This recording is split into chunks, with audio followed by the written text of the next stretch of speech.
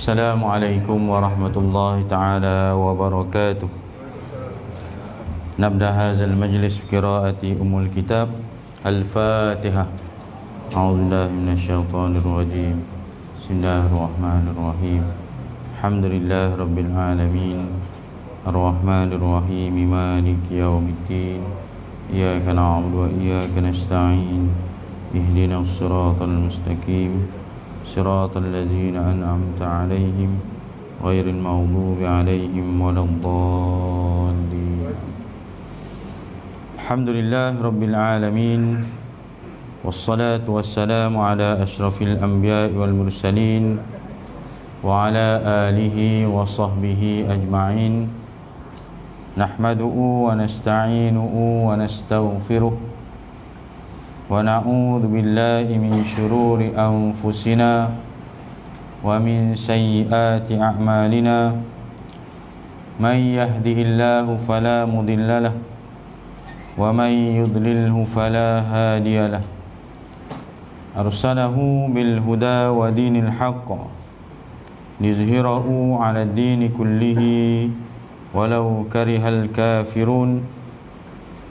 Qala Allah Ta'ala fi kitabihil aziz, ya ayyuhalladzina amanu taqullaha haqqa tuqatih wa la tamutunna illa wa antum muslimun. Shadaqallahul azim. Amma ba'd.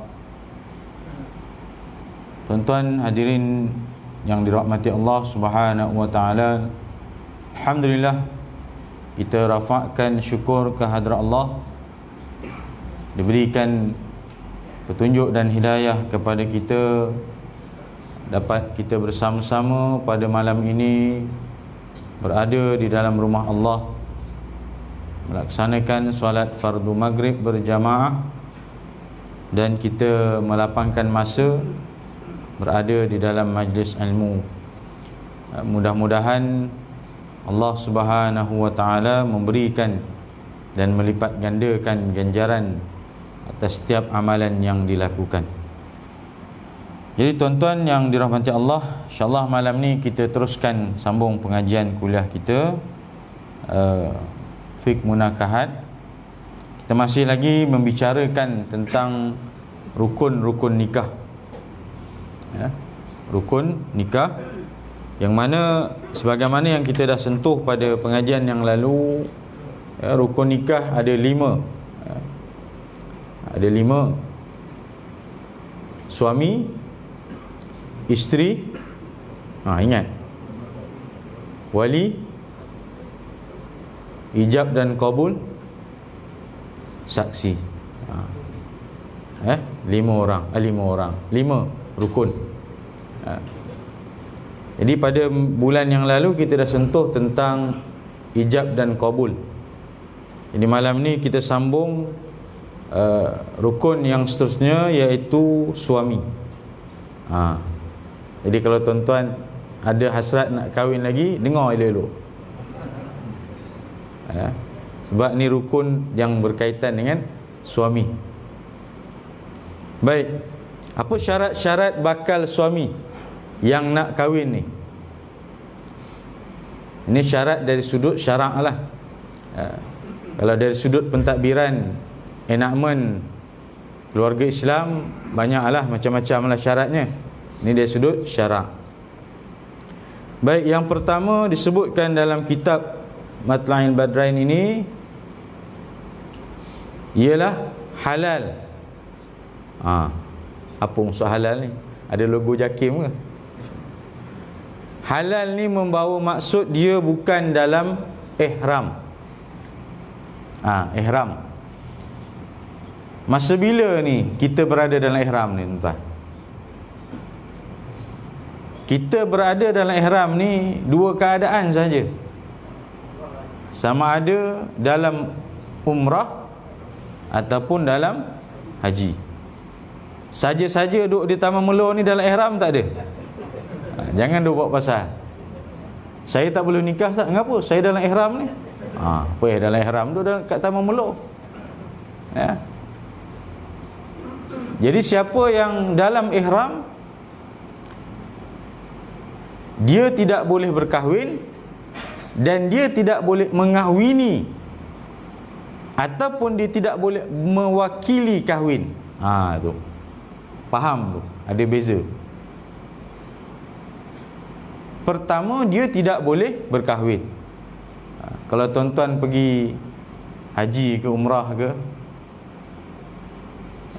pergi sana, katalah kot-kot terkenal dengan mana-mana orang kat sana ke, kebetulan pula dia pula bawa wali dia, dia pergi pergi haji atau pergi umrah tu, dia dengan ayah dia lah yang perempuan ni. Kalau dalam ihram ketika itu tak boleh. Ini cerita secara syarak je lah. Secara pentadbiran memanglah kena isi borang, kena dapat kebenaran kahwin semua tu lah. Sebab kisah ni berlaku ada tuan-tuan. Masa saya pergi haji tahun 2014 dulu, apabila diceritakan oleh petugas lah di situ dalam maktab, mengatakan yalah, mungkin jodoh dia berjumpa balik dengan bukanlah orang lain, bekas isteri dia balik. Bekas isteri dia balik. Maknanya dia pernah bernikah dulu, lepas tu bercerai, lepas tu lost contact lah, buat hal masing-masing. Jadi takdirnya pergi haji sekali, dan jumpa balik. Panjanglah cerita tu saya tak nak ceritalah. Semua nak cerita bahawa tak mustahil lah. Cuma kena tengok balik, bukanlah sepanjang kita berada di tanah suci itu tak boleh. Hanya dalam ihram sahaja. Maknanya kalau kata ihram umrah, singkat je. Ihram umrah singkat saja. Kalau dia daripada hotel, dia keluar pergi ke miqat yang terdekat, katalah Tanah Aim, dia berniat ihram situ, itulah bermulalah dia ihram. Patah balik ke Masjidil Haram, tawaf, sa'i, bergunting, selesailah ihram dia. Habislah. Dah habis ihram, habis lah, tak ada masalah. Tapi yang lama ihram haji. Itu kalau dia nak berkahwin, dalam ihram dia tak boleh. Ataupun yang kedua, dia nak mengahwinkan. Dia ayah, dia di Mekah contohnya, dia dalam ihram, anaknya di Malaysia, Malaysia contoh.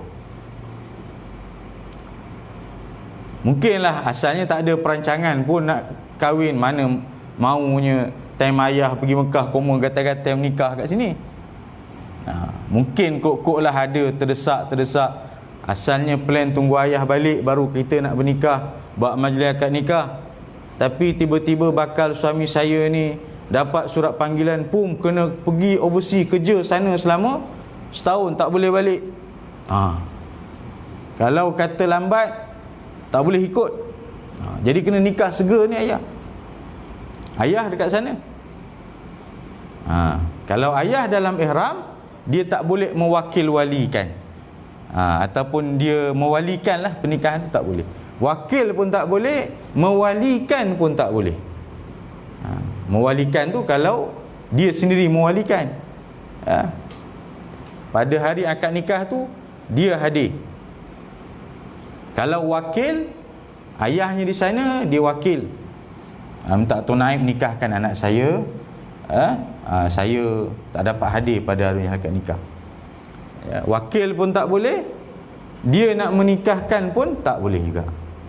Itu dalam ihram. Jadi rasanya tak adalah masalah sangat dalam masalah ihram ini. Maka siapa yang dalam ihram, kalau berlaku majlis akad nikah, nikah tersebut tak sah. Nikah tersebut tidak sah. Tapi tidak kena dam. Tak kena dam. Dalam ihram ini dia ada 13 larangan tuan-tuan. Sikit je lah pasal kaitan dengan ihram tadi. Ada 13 larangan. Salah satu daripada 13 larangan ihram ini ialah menjalani akad nikah, menikahkan atau mewakilkan nikah. Kesalahan-kesalahan yang lain ni selain daripada yang akad nikah ni tadi, semua kena dam. Kalau langgar larangan ihram tadi kena dam. Macam-macam lah damnya ikut kategori. Tapi bagi larangan ihram yang bernikah atau menjalani pernikahan atau mewakilkan nikah ini, kalau dia buat akad nikah itu dalam ihram, dia tak kena dam, tapi nikah itu tidak sah. Kalau dia dah buat akad nikah tu, batal akad nikah tu. Tu kena faham lah. Tapi jarang-jarang lah berlaku situasi tersebut. Mungkin in case lah kalau keadaan yang terdesak lah, ya. Okey, baik. Itu yang pertama. Jadi pastikan dia bukan dalam keadaan ihram. Kalau ia pun tunggulah ayah balik dulu, sabar dulu. Yang kamu gatal benar menikah apa hai, ya. Baik, yang kedua dengan rela hati, ikhtiar. Bukan dipaksa. Baik, dalam bab paksaan ini, boleh tak mak ayah atau khususnya ayah lah, wali kan, memaksa anaknya berkahwin, tuan-tuan? Boleh ke tak? Saya tak nak ayah, kamu kena kahwin juga dengan dia. Saya tak nak, sebab saya dah ada calon saya. Ayah dia kata, tak, kamu kena kahwin juga dengan apa yang aku dah tentukan pilihan. Sebab itu dalam bab wali, nanti kita masuk bab wali, tuan-tuan, dia ada istilah dia sebut sebagai wali mujbir, ya, wali mujbir. Wali mujbir ni siapa dia? Wali mujbir ni wali yang paling kuat. Paling kuat. Kerana dia boleh, dari segi fiqahnya lah, dia boleh memaksa anaknya berkahwin tanpa keizinan anak dia. Dari segi fiqah lah. Tapi nanti kita akan bincang dari sudut hubungan lah, ya. Janganlah sampai kita memaksa. Itu pun ada pengecualian. Maknanya walaupun ayah itu paksa kita, tapi jika paksaan itu dilihat ada kebaikan, maka kita kena ikut. Itu nanti kita akan tengok. Wali mujbir ini, dia boleh paksa anaknya kahwin walaupun tanpa keizinan anaknya. Siapa dia? Ayah, bapa lah, bapa kepada pengantin perempuan, dan datuk. Ayah kepada bapa, dan ke atas lah. Main kalau ada datuk lagi, datuk ke atas, itu termasuk lah. Biasanya satu peringkat datuk je lah. Dia tak mau sampai 2 lapis datuk tu, panjang sangat umur itu. Ini dua yang dikatakan sebagai wali mujbir. Dia boleh paksa anak dia kahwin. Baik, tapi dalam hal ini, tidak boleh dipaksa. Sebaiknya biarlah ada pilihan. Sebab ada hadis Nabi SAW menyebutkan, anna jariyah bikran atat Nabi SAW fadzakarat anna aba'a zawwajaha wa hiya kariha fakhayyaraha Nabi SAW. Ada seorang anak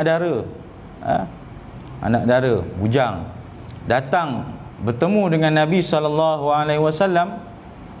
Kemudian dia ceritakan kepada Nabi SAW, ayah aku ni ya Rasulullah nak kahwinkan aku dengan seorang, tetapi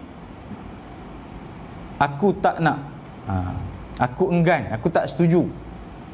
Maka Nabi kata, fakhayyaraha, Nabi bagi pilihan, kamu pilihlah mana yang sesuai dan sepatutnya. Jadi sepatutnya tidak adalah unsur-unsur paksaan, walaupun boleh dalam situasi-situasi tertentu. Contoh, saya bawa begini, kalau contohnya calon yang dia nak bawa tu tak senonoh perangainya, tak rupa orang, tuan-tuan, kalaulah contohnya anak tuan-tuan, perempuan ke contoh, dia bawa, tunjukkan tuan-tuan seorang calon bakal menantu, Tuan-tuan buat test lah, katalah buat test lah. Suruh baca Fatihah ke, suruh sebut rukun iman ke, rukun Islam, yang basic-basic lah. Tak payahlah tanya hukum-hukum yang besar-besar ni. Okey, cuba baca, sebutkan rukun iman. Dia haram sepatah habuk pun tak tahu rukun iman. Rukun iman, saya ingat tapi saya lupa. Tanya rukun Islam. Kadang-kadang sebut tu boleh juga, tapi tunggang langgang. Mula-mula dia letak mengerjakan haji, kemudian bayar zakat, kemudian sembahyang, lepas tu puasa, tunggang langgang pula. Agak-agak tuan-tuan, secara zahirnya tuan-tuan nak tak terima? Agak-agak lah. Ke tuan-tuan tak kisah? Tuan-tuan sebagai wali, sebagai ayah, ini calon yang anak bawa, tengok atas bawah, tak apalah. Orang kata don't judge the book by its the cover. Jangan tengok zahir je kan. Tengok tak semunggah, rambutnya panjang, serabai, serabut.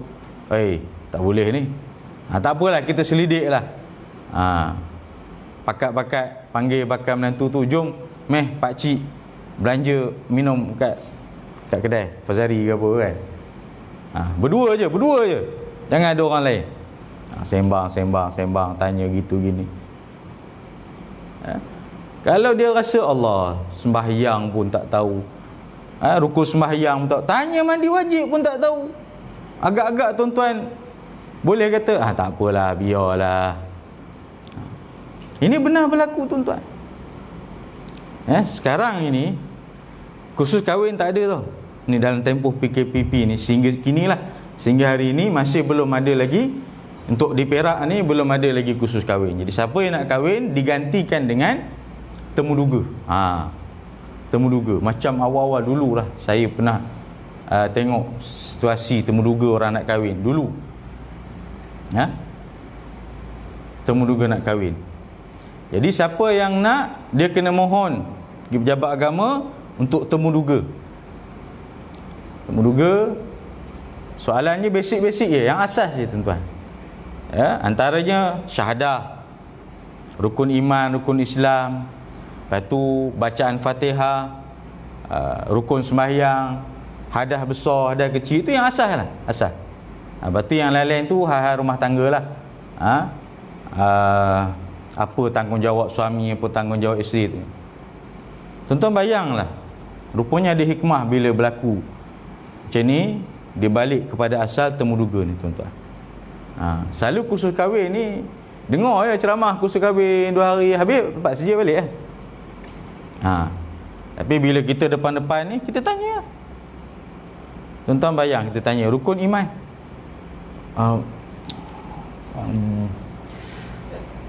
Tuan-tuan bayang, sepatah pun tak keluar.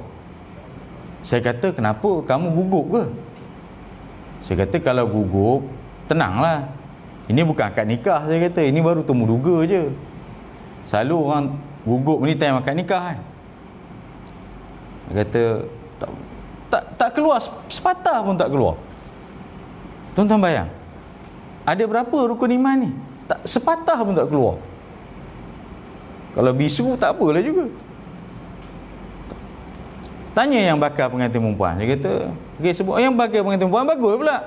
Semua dia sebut rukun iman okey, rukun Islam okey, baca Fatihah okey. Ini tak boleh.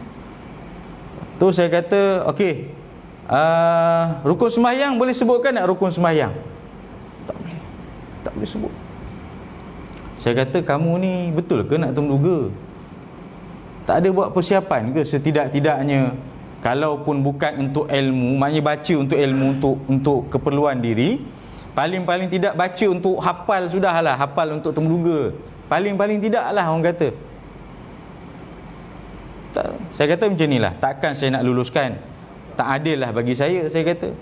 Kamu tak jawab apa sepatah pun, saya kata okey, lulus, boleh kahwin. Saya kata macam inilah, kamu pergi dulu, rehat-rehat, lepak dulu, minum-minum. Saya bagi soalan siap-siap ni. Kertas soalan tu pun saya bagi nak. Kamu pergi duduk, Google lah. Google lah jawapan tu. Kalau kamu rasa tak tahu rukun iman tu apa, rukun Islam tu apa, kamu Google pun tak apalah. Demi nak supaya dia bercakap. Tak apalah bagi masa. Lama jugalah. Dekat tengah hari tu datang balik. Dia dah tulis. Dia tulis kat kertas dah. Rukun iman, rukun Islam. Dia ingat ni soalan exam apa ke, nak jawapan bertulis. Saya bukan nak jawapan bertulis. Kita nak dia bercakap. Ni ustaz, dia kata. Saya kata saya bukan nak jawab bertulis. Saya nak kamu jawab. Okey, tak apalah sekarang ni kamu bacalah balik apa yang kamu dah tulis. Pun tak tahulah saya sama ada dia tak faham ke, wallahualam. Tuan-tuan bayang. Bila kita syahadah, suruh syahadah. Okey, lepas syahadah, okeylah, boleh tahan lagi. Boleh tak terangkan maksud? Tak tahu. Tuan-tuan bayanglah, nak jadi ketua kepada anak kita yang nak kahwin ni, anak kita, anak perempuan kita, bila dia kahwin, dialah membimbing anak kita nanti. Syahadah tak tahu, rukun iman tak tahu, rukun Islam tak tahu. Jadi kalau macam tu keadaannya, maka di situ ada kemunasabahan. Wali boleh paksa dia untuk dia kahwin dengan, mungkin dia ayah ada calon yang lebih. Kalau macam ni rupa bakal menantu ayah hidak lah. Kamu tak ayah kahwin, ayah tak benarkan kamu kahwin dengan dia walaupun kamu dah bercinta lama sekalipun. Ni ayah cari. Ayah ni rajin pergi masjid, ada je kawan-kawan ayah kat masjid tu. Contoh kan. Ya. Jadi tuan-tuan, inilah yang kita risaukan. Jadi wali ada kuasa. Dia boleh paksa kalau sampai ke peringkat macam itulah. Tapi kalau wali pun biar je, tak apalah. Dia dah kahwin kan, pandai-pandai lah dia nak hidup. Tu tak tahu. Kalau tuan-tuan rasa macam tu, terpulanglah. Terpulanglah. Baik, yang kedua tadi ialah dengan rela hati, bukan dengan paksaan. Sebaiknya biarlah dengan kerelaan, namun mestilah diikat dengan suami yang ada kriteria kita kata tadi itulah. Baik, yang ketiga tertentu, ta'yin. Mestilah calon suami itu yang tertentu, orang tertentu, bukan siapa-siapa. Kamu nak nikah dengan siapa? Anak Pak Maun. Anak Pak Maun yang mana? Mana-mana je lah, kata dia. Mana mau? Indahnya majlis akad nikah, 5 anak Pak Maun datang. Contoh lah. Sebut nama Pak Maun pula Tok Naik pun tak tahu yang mana satu nak ditakyinkan. Biar je lah. Saya nak menikah dengan anak dia nombor 1 ni. Namanya Mat. Okey, contoh Mat bin Pak Maun ke contoh. Tapi tak boleh. Anak Pak Maun, aku nikahkan dikau dengan mana mau. Anak yang mana satu? Kalau anak dia ada 5, kena takyinkan je lah. Ahmad contohnya. Ahmad bin Maun contoh. Aku nikahkan dikau dengan sekian. Ni kena jelas siapa yang dia nak nikah tu. Dia tak boleh selindung atau mana-manalah yang dia nak nikah. Yang keempat, mengetahui dirinya halal berkahwin dengan perempuan tersebut. Yang ini panjanglah kalau nak bicaranya tuan-tuan, iaitu ada hal-hal yang berkaitan dengan wanita yang haram dinikahi bagi lelaki lah. Jadi dia kena tahu bahawa yang dia nak nikah tu, dia mesti tahu orang yang dia boleh nikah, halal untuk dia bernikah, bukan haram dia bernikah. Dia ada wanita yang haram dinikahi ini, ada beberapa kategori. Yang pertama, haram selama-lamanya, muabbad. Yang kedua, haram yang bersifat sementara. Jadi haram yang selama-lamanya memang tak boleh. Selama-lamanya memang tak boleh menikah. Walaupun dia suka ke, dia bercinta ke, Tapi bila akhirnya dia dapat tahu, oh lah rupanya dia ni dulu, ya, dia ni lah anak kepada ayah kandung aku yang lepas bersalin ayah aku ceraikan mak aku, terus dibawa lari pergi ke mana tak jumpa dah, tak tahu mana pergi dah. Tapi nak jadi cerita, kadang-kadang tengok cerita drama rupa itulah. Dah pusing-pusing cinta, rupanya tengoklah kita ni adik-beradik rupanya. Ayah bawa daripada kecil tak tahu ke mana, lepas tu bila nak kahwin jumpa balik, tengok kecil je dunia ni rupanya. Termasuklah yang dikatakan haram muabbad itu haram selama-lamanya. Yang pertama dari sebab keturunan atau kerabat. Ini yang dekat lah. Contohnya mak, adik perempuan, anak kepada adik-beradik perempuan atau adik-beradik lelaki, mak kepada ibu dan ke atas, nenek dan ke atas, ya. Kemudian anak perempuan kepada saudara lelaki ataupun saudara perempuan. Kemudian ibu saudara sebelah bapa, ibu saudara sebelah ibu, banyaklah, panjang. Cek balik,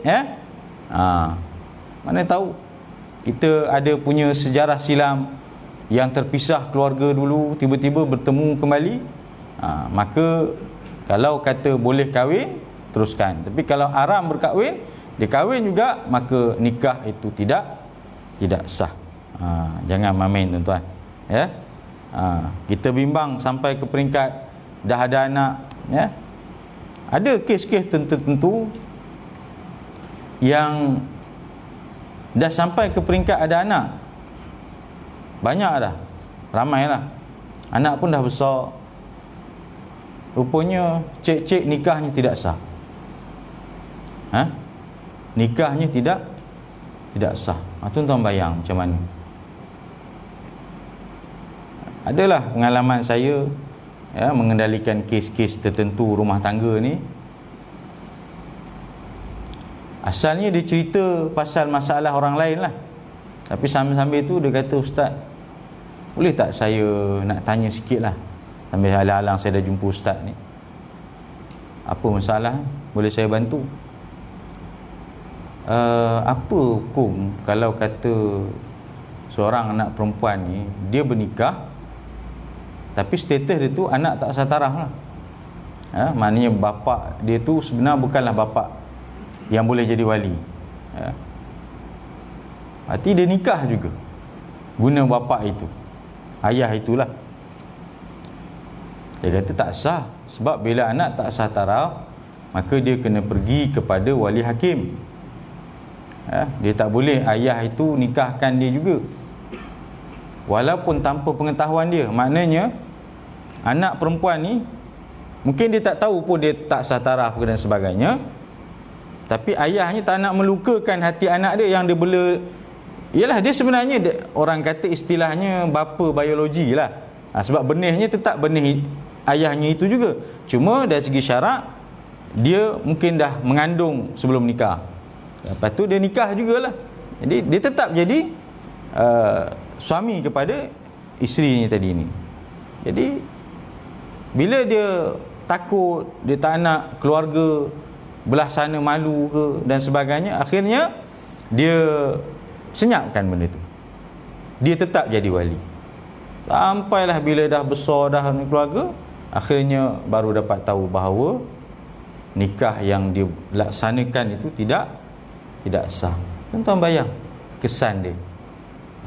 Dia kata tak sah. Dia kata, betul ke tak sah? Saya cuma dengar je cerita daripada orang sebelum ni, tu saya nak buat pengesahan. Ya betul lah tak sah, sebab dia tak boleh jadi wali. Bila tidak sah, dia kata kena buat pengesahan. Akhirnya dia kata, yang itu yang saya tanya ke ustaz tu, saya lah tu, kata. Saya lah, dia mengaku, sebab yalah benda dah tak sah kan. Terkejut lah dia. Dia ingat macam orang kata apa, hearsay je lah, betul ke tidak tak. Jadi dia kata, betul ke kamu jangan main-main, ini bab nasab keturunan ni.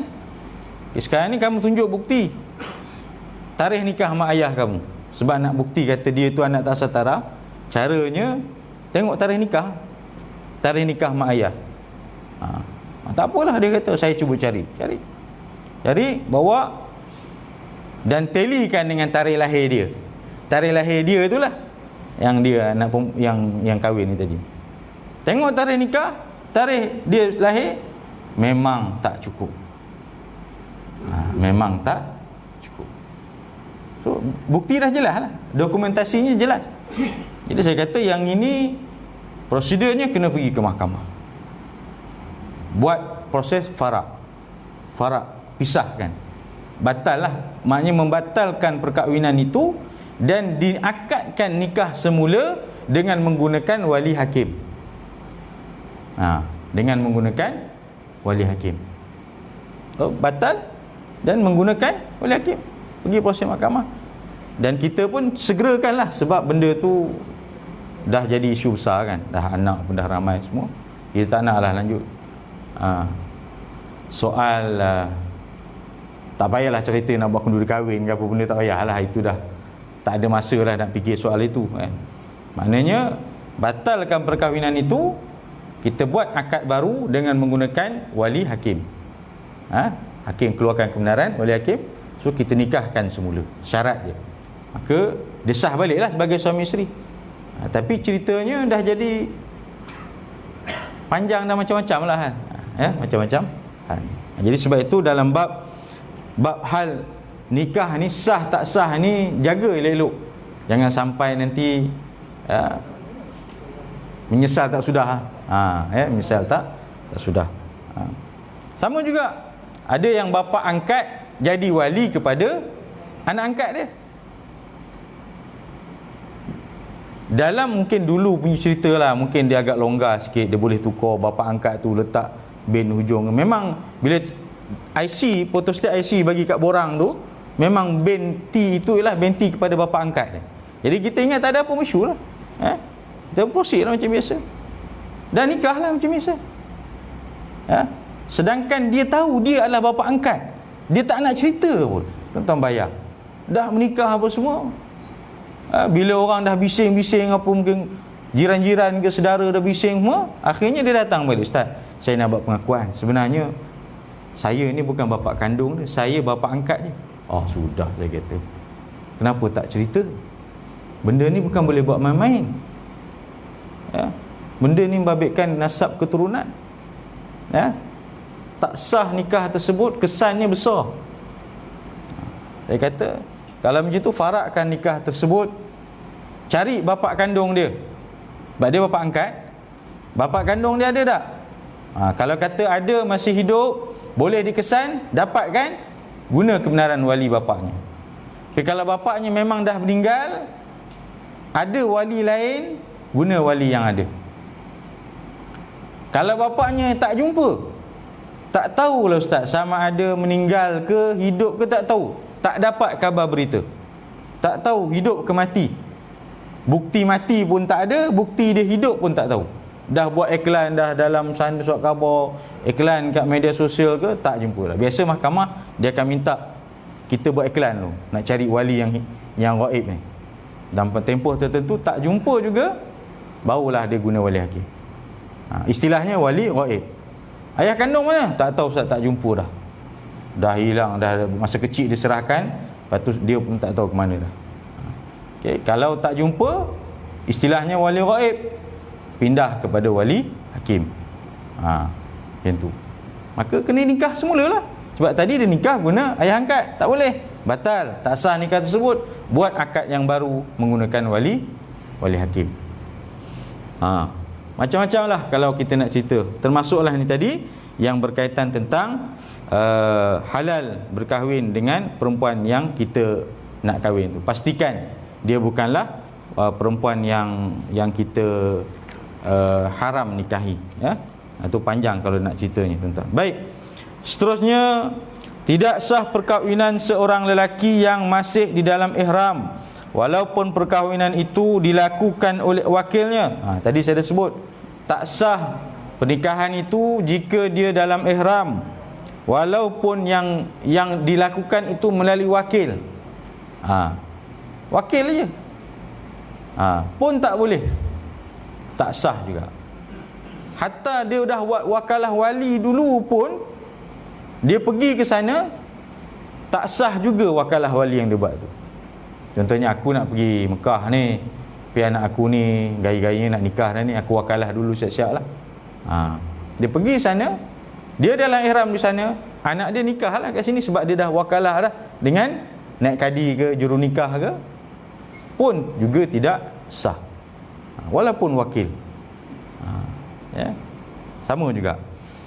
Yang kedua, dipaksa. Tak boleh.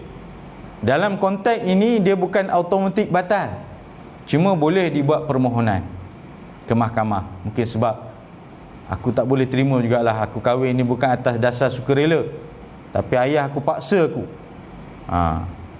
Kalau kau tak kahwin dengan pilihan yang aku tetapkan ni, kau tak akan dapat separuh daripada kelebihan keuntungan syarikat yang ayah punya ni. Contohlah, mau tak mau kahwin juga, tapi bukan dengan dasar suka. Kalau dia tak suka, mohon je lah ke mahkamah. Dia tak adalah secara automatik terus batal begitu. Okay, yang ketiga, tidak tentu. Tak tahu mana calonnya. Isi borang calon suami tak ada, kosong. Ni siapa calon suami ni? Tak tahu lah Ustaz, mana yang dah jumpa kang.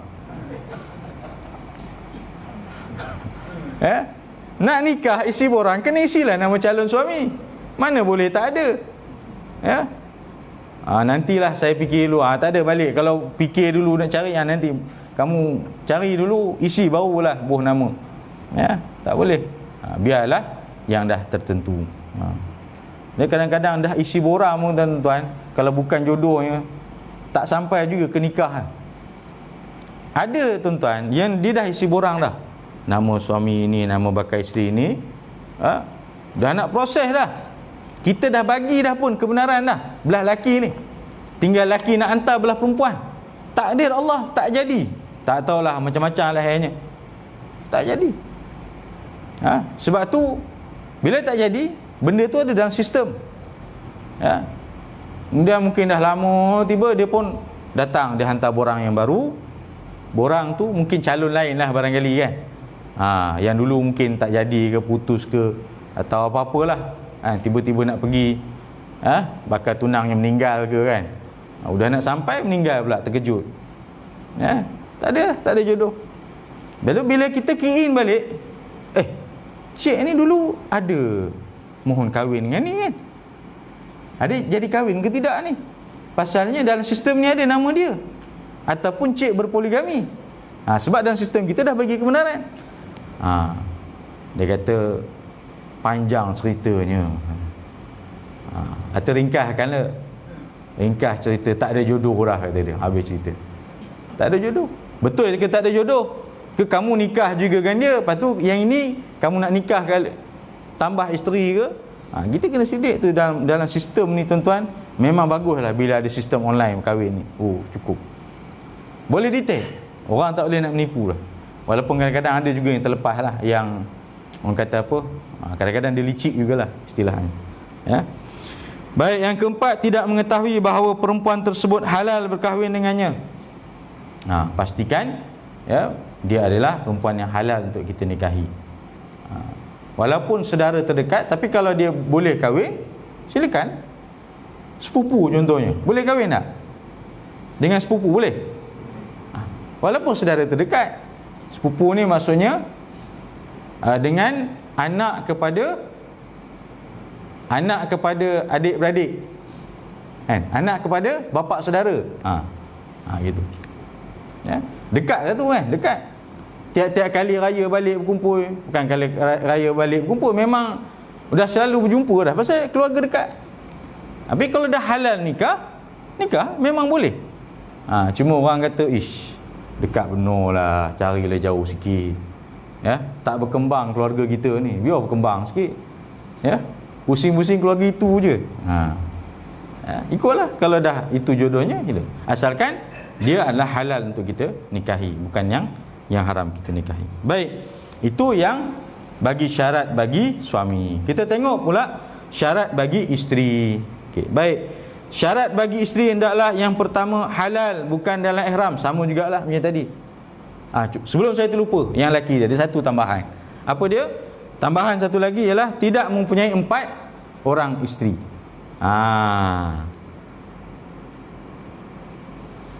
Nak kahwin, calon suami dah ada, berkenan dah penuh dah. Tengok-tengok dah penuh kuotanya 4. Bagus orangnya, semua tahu, semayang cukup, rajin masjid, contoh ya, rajin masjid, mengaji, semua bagus, ilmu agama pun, tapi dah cukup kuota 4. Boleh tak jadi isteri lagi? Boleh tak? Tak boleh dah lah, dah cukup 4. Jadi pastikan dia belum 4. Itu syarat yang bagi bakal suami itu. Yang itu pun licik tuan-tuan, licik. Saya sendiri dah beberapa kali detect ya, pemohon-pemohon yang macam itulah. Dia melilau-lilau, kejap dia pergi Negeri Sembilan, kejap dia pergi sana, dia kahwin dengan ini pula, pergi Thailand nikah pula dengan orang ni pula. Lepas tu tak tahu, sampai kami tak tahu status isteri dia ni mana satu isteri dia. Kejap-kejap isteri yang tu telefon, "Ustaz, ada tak suami saya ni, dia mohon kahwin kat sini ni." Saya kata, "Siapa nama?" Ini nama dia. Kita pun cek, ada. Ini isteri yang mana pula? Ini yang dia nikah kat sana ni. Ya Allah, saya kata berapa ramai isteri dia ni? Ada tuan-tuan. Oh, licik tuan-tuan, macam-macam. Buat masa ni sistem kita yang sekali ni tak semua negeri sistem yang sama. Maknanya ada beberapa negeri dia guna sistem online JAKIM ni, SPPIM nama dia. Ada beberapa negeri yang belum ikut sekali. Jadi data tu dia tak akan dapat serentak. Maknanya kalau kata dia nikah di negeri yang bukan guna sistem tu, tak boleh detect lah. Tapi kalau negeri yang guna sistem itu, masuk je ST. Kau nikah kat negeri mana yang ada guna sistem tu, dia akan keluar juga maklumat. Siap maklumat dah pernah nikah bila, kalau dah bercerai, cerainya bila, dia rujuk balik, rujuknya bila. Ada 2 isteri pun dah ada maklumat, semua ada dah. Jadi tak boleh nak menipu dah. Okey. Jadi pastikan satu lagi tambahan tu ialah calon suaminya, maknanya tak ada sampai ke peringkat dah 4 kota itu. Kalau dah 4 tak boleh. Melainkan dia buat cara zalim lah. Aku ceraikan satu, aku kahwin yang ni. Itu zalim lah nama dia. Ya. Ada juga yang rupa itu. Dia suka-suka seronok untuk nafsu kan. Cukup dia cari yang lain, cerai pula yang ni. Ambil pula, cukupkan 4. Ya. Dah rupa macam data internet pula, cukupkan kuota. Tak cukup dia top up. Dah rasa dah guna dah ni, dia buang, top up pula yang lain. Ya. Baik, syarat bagi isteri yang pertama halal, bukan dalam ihram. Samalah macam tadi, dalam ihram tidak boleh. Ihram haji ataupun umrah sama. Cuma dalam hal perempuan ni, dia hanya soal berkahwin je lah. Dia tak adalah hal mengahwini. Macam lelaki tadi, dia berkahwin dan dia boleh mengahwini. Berkahwin maknanya dia nak berkahwin dengan seorang isteri lah. Mengahwini itu maknanya dia jadi wali. Tapi dalam konteks isteri, hanya tak boleh berkahwin lah. Sebab mana boleh dia nak mengahwinkan pula, dia bukan wali. Perempuan tak boleh jadi wali. Ya? Okey. Yang kedua, tertentu, ta'yin. Ya? Kamu nak nikah dengan siapa? Anak Pak Mat. Yang mana satu? Yang tu lah. Yelah, yang tu yang mana satu? Yang tu. Tunjuk. Kebetulan kembar pula, seiras pula. Nama pun hampir-hampir sama, tunjuk. Yang ini Siti. Okey, Siti. Jelas. Bukan main aku nikahkan kau dengan mana-mana anak Pak Mat. Yang mana satu anak Pak Mat yang kamu nak nikah? Kena ta'yin. Yang ketiga, bukan isteri orang. Ini tuan-tuan. Saya ada pengalaman kendalikan kes ni. Selalu kita dengar isteri dimadukan, betul tak? Yang ini suami dimadukan. Bunyi macam pelik. Suami tak sedar rupanya dia ada suami lain. Maknanya isteri tu ada suami lain. Faham tak? Dia suami pada isteri dia, suami yang sah lah. Tanpa dia sedar, isteri dia ada kahwin seorang lelaki suami. Pening kes ni. Lama dah kes ni tuan-tuan. Dia macam ni. Asalnya isteri ni dia mengadu. Katanya suaminya ni macam-macam hal lah. Kaki judi lah, berpoya lah, tak kira akhlaknya tak senonoh lah. Lepas tu dia adalah buat ta'liq. Saya pun lupa apa ayat ta'liq dia lah. Tapi adalah ta'liq. Ta'liq ni maksudnya macam cerai bersyarat. Kalau langgar ta'liq tu jatuh talak. Okey, buatlah. Cuma saya ingat dalam bentuk bertulis kalau tak silap saya. Lama dah kes ni. Dalam bentuk bertulis, tulis.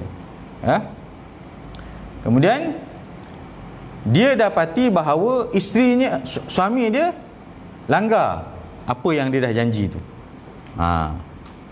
Jadi dia beranggapan ta'liq ni jatuh terus cerai secara automatik tanpa perlu pengesahan mahkamah. Dia apa jua situasi tuan-tuan, hatta cerai lafaz pun, suami lafazkan cerai kepada isteri di rumah, contohnya, aku ceraikan kau, talak satu, contohnya, memang betul secara syaraknya jatuh talak, tetapi mesti dibuat pengesahan di mahkamah. Sebab kalau tidak dibuat pengesahan di mahkamah, orang akan sewenang-wenangnya akan sebut aku cerai, sampai dia tahu dah berapa kali kamu cerai ni, talak berapa dah ni.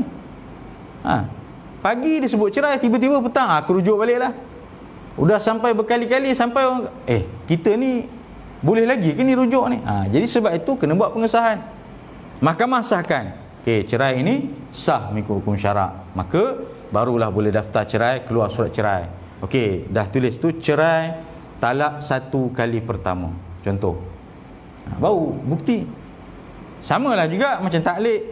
Jika berlaku ta'liq dalam apa juga bentuk, lisan ke, dia tulis ke, dia dalam handphone ke, voice record ke, jadikan tu bukti, pergi mahkamah, mahkamah akan buat pengesahan.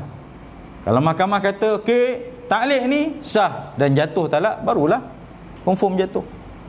Jadi dalam kes itu, tanpa membawa kes ke mahkamah, isteri dia menganggap bahawa dia ini dah jatuh talak, maka rupanya dalam diam-diam dia ada pasang dengan lelaki lain. Dia berkenal pula dengan lelaki lain.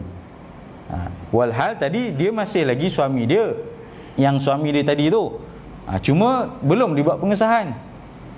Dia beranggapan dah sah cerai, maka dia pun buat. Senyap-senyap dia pergi bernikah di Thailand. Nikah di Thailand, dapat surat nikah Thailand pun semua. Akhirnya ringkas ceritanya, suami dapat tahu. Suami datang, Ustaz, ni apa cerita? Saya dapat tahu ni isteri saya ni dah nikah Thailand pula, sedangkan saya punya kes di mahkamah belum selesai. Dan nak dijadikan cerita, kes ta'liqnya itu atas sebab teknikal lah. Mahkamah putuskan cerai ta'liq tersebut tidak sah. Tidak sah. Mana yang ta'liq dia, yang dia kata dia anggap sah tu tak sah.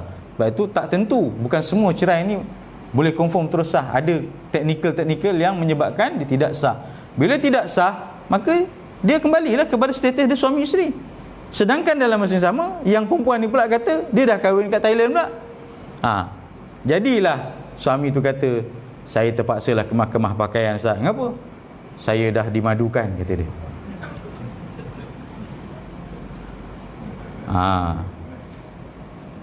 Pening. Saya kenalikan kes tu dulu. Jadi bukan dalam isteri orang. Selagi dia belum sah, hatta suami tinggalkan dia, contohnya suami tinggalkan dia tak bertali, dia tak lafazkan cerai, dia tak pohon kes ke mahkamah, dia tinggal gitu je, tak tahulah pergi ke mana, tak balik langsung, kat 6 bulan lebih, dia bukan boleh automatik, suami aku dah tak balik setahun dah ni, confirm lah jatuh talak, dah lah tu, dia dah cerai lah dengan aku tu. Mari pula laki datang, aku datang minang kamu ni, aku tengok kamu kesian benar, suami kamu tak ke mana. Dia tak tahu bahawa suami dia belum cerai pun.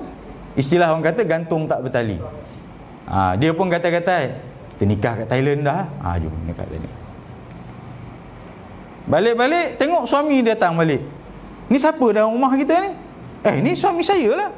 Awak ni tiba-tiba datang ni. Kan saya suami kamu yang sah, udah jadi salah. Ya, dia bukan boleh automatik jatuh talak gitu je, dia kena move on ke mahkamah. Ya. Baik. Pastikan bukan isteri orang. Ingat ya tuan-tuan ya. Jangan sampai bertindak zalim pula. Kita buat kalau macam tu ustaz, saya porandakan rumah tangga dia supaya dia ceraikan isteri dia dan saya ada peluang kahwin dengan bekas isteri dia. Sebab ustaz kata tadi, pastikan dia bukan isteri orang. Jangan apa macam tu pula. Ya. Itu zalim lah. Kalau bercerai dengan sebab mungkin takdir indah bercerai sampai masa, itu jalan. Okay, baik. Dan yang keempat, bukan dalam iddah. Bukan dalam iddah. Bukan dalam iddah ini, tengok iddahnya ada beberapa jenis. Ada iddah bercerai biasa, ada iddah kematian suami, ada iddah mengandung, ada iddah yang dah menopause. Kalau iddah cerai biasa 3 kali suci, pastikan iddahnya dah habis. Ni ada yang gatal-gatal baru bercerai, surat cerai pun tak keluar lagi, dah hantar borang kahwin dah. Saya kata nak nikah siapa status bakal isteri, dia tak ada sijil kursus kahwin. Yang lelaki bujang, sijil kursus kahwin lah. So bila perempuan dia sama ada balu ataupun janda, dia kena kemukakan. Kalau balu surat matilah, kalau janda surat cerai. Okey. Ni surat cerai bakal isteri saya lah. Tengok, baru sebulan cerai ni. Bakal isteri kamu yang kamu nak kahwin ni baru sebulan cerai. Yelah, tapi saya nak nikah dengan dia bukanlah minggu ni. Saya nak nikah 2 bulan lagi. Nampak tak? Kalau ikut perkiraan dia tu habis iddah lah kan? Habis iddah lah. Betul. Tapi oleh kerana dia dalam iddah, kamu tak boleh nak meminang dia ke, kamu nak apatah lagi hantar borang kahwin. Itu dah confirm lah menyatakan hasrat nak berkahwin. Jadi tak boleh. So siapa yang hantar borang yang masih dalam iddah, walaupun dia kata tarikh nikah saya ni ikut plannya memang dia dah habis iddah, kita takkan terima, kita reject. Sebab bila dalam iddah memang nak bertunang dengan dia kan tak boleh, nak sindiran pun tak boleh kan, apa lagi nak hantar borang, tak boleh. Jadi pastikan bukan dalam iddah. Iddah cerai biasa 3 kali suci, iddah mengandung sehinggalah bersalin, iddah meninggal 4 bulan 10 hari, dan iddah yang sudah tidak ada haid 3 bulan ikut perkiraan biasa. Tu kena tengok baliklah iddah tu. Jadi sebab itu iddah ini dia takkan sama. Kalau iddah 3 kali suci dia takkan sama, dia tak boleh tetap 3 bulan, tak tentu. Sebab haid orang tak sama. Jadi dia tak boleh pula bajet, dia nikah bulan 1, maka bulan 3 habislah iddah dia. Tak, belum tentu. Mungkin lebih awal, mungkin lebih lewat, sebab bergantung kepada sucinya. 3 kali itu habis berapa lama tempohnya. Okay, itulah syarat-syarat bagi isteri yang kita kalau nak kahwin, pastikanlah syarat-syarat tu menepati. Itu sajalah saya ingat tuan-tuan. Masa pun dah cukup.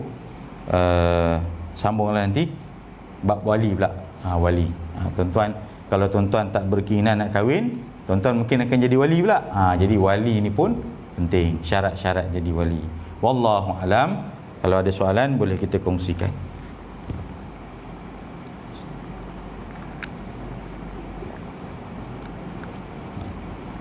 Ada? Tak ada?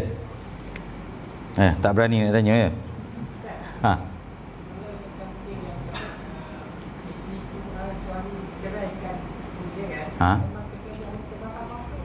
Kalau suami ceraikan isteri dia, ya betul, kena buat pengesahan. Tak kira mana-mana pihak, suami atau isteri. Suami isteri bergaduh, bercerai, suami lapaskan cerai, aku ceraikan kau, salah satu contoh di rumah ni. Isteri tahu kan. Jadi mana-mana pihak lah. Kalau dua-dua lagi bagus. Salah satu pun tak apa, pergi mahkamah buat aduan, kata saya nak buat pengesahan cerai, suami saya dah lapaskan cerai semalam di rumah. Nanti dibagitulah prosedur dia semua, daftar kes, nanti mahkamah akan panggil lah kedua-dua pihak. Suami dia bila dia lapaskan itu dia hilang tu, contohnya ha. Tak apalah, itu kerja mahkamah. Mahkamah akan cari. Sebab mahkamah yang akan panggil. Ya. Mahkamah yang akan tentukan nanti. Okey. Panjanglah cerita. Itu belum cerita yang datang tapi tak mau kerjasama. Dia hadir. Suami hadir. Bila tanya, betul ke kamu ada lapahkan cerai pada isteri? Tak ada. Mana ada? Pandai-pandai je si saya buat cerita. Habis tu ni isteri buat aduan. Saya cakap, jom kita pergi bagan serai. Contohlah kan. Saya tak kata saya ceraikan. Saya kata bagan serai. Dah kata apa? Kita hanya berhukum yang zahir. Kalau dah tak mengaku nak kata apa? Dia tipu dia dengan Allah Ta'ala. Ada juga yang berlakunya tu. Yang tadi tu dia tak bagi kerjasama, maknanya dia hilang, tak jumpa. Yang ini yang dah datang pun kadang-kadang tak bagi kerjasama. Apatah lagi tuan-tuan. Okey, ada lagi tuan-tuan? Tak ada ya? Wallahu a'lam. A'udzubillahi minasyaitonir rajim. Bismillahirrahmanirrahim. Allahumma ja'al jam'ana hadza jam'an marhuma wa tafarruqana min ba'dihi tafarruqan ma'suma. Allahumma nawwir qulubana bi nuri hidayatika kama nawtal arda bi nuri syamsika abadan abada bi rahmatika ya arhamar rahimin. Rabbana atina fid dunya hasanah wa fil akhirati hasanah wa qina adzabannar. Sallallahu ala sayyidina Muhammad wa ala alihi wa sahbihi ajmain. Walhamdulillahirabbil alamin. Kita tangguh dengan tasbih kafarah dan suratul asr. Subhanakallahumma wa bihamdika. Bismillahirrahmanirrahim.